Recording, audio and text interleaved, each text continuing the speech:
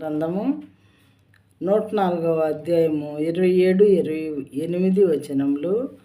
These are look to you to give them their food in due season.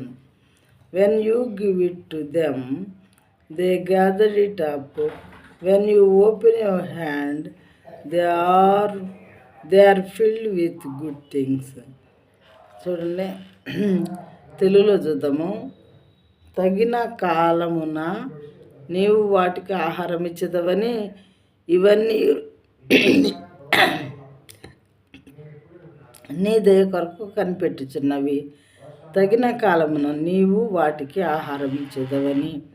See యానిమల్సే కానీ, land యానిమల్సే కానీ, birds in the sky కానీ, ఏవైనా సరే ఇవన్నీ కూడా మరి తగిన కాలంలో దేవుడు మాకు ఆహారం ఇస్తారు అని అవన్నీ కూడా అంటే దేవుని దయ కోసం కనిపెట్టుకుంటున్నాయంట ప్రియమైన వాళ్ళారా. కానీ మానవులమైన మనమే కనిపెట్టుకోవట్లేదు దేవుని దయ కోసం.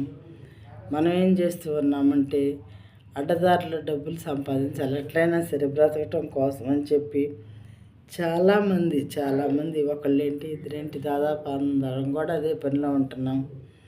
కష్టపడి సంపాదించే వాళ్ళు తక్కువ అవుతున్నారు, వేరే మార్గాల్లో మరి సంపాదించే వాళ్ళు ఎక్కువ అవుతున్నారు. ఎంత ఉన్నా కానీ మనిషికి చాలట్లేదు ప్రియమైన వాళ్ళారా. అదే పనిగా ఇతరులను దోచుకున్న అయినా సరే మనం మరి ధనవంతులు అవ్వాలి అని చూస్తూ ఉన్నారు. కానీ దేవుడు ఏం చెప్తూ ఉన్నారంటే ఆ దినమునకు సరిపడా సంపాదించుకొని మొదట మీరు నా రాజ్యాన్ని మరి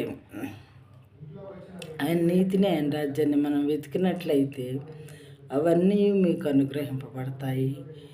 ఆకాశ పక్షులను చూడండి, అవి ఎక్కడన్నా పంటలు వేస్తున్నాయా, కొట్లలో కూర్చుకుంటున్నాయా ధనం? వాటిని పోషించట్లేదా దేవుడు? మిమ్మల్ని పోషించడా? మీరు నా యందు విశ్వాసం ఉంచట్లేదు.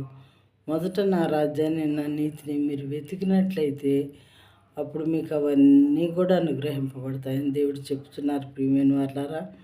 అసలు ఆయన మాట మనం వింటే కదా, ఆయన మాటలు మనం నమ్మితే కదా, ఆయన మాటల మీద విశ్వాసం ఉంటే కదా మనం అలాంటివి చేయగలుగుతాము.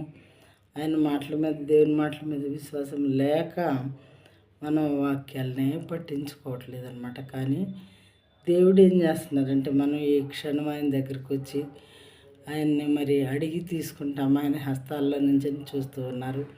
మనం ఎప్పుడు వస్తామో అప్పుడు ఇవ్వటానికి దేవుడు సిద్ధపరచుకొని సమస్తము నా బిడ్డ నా దగ్గర రావాలని చూస్తున్నాడు ప్రియమైన వాళ్ళారా.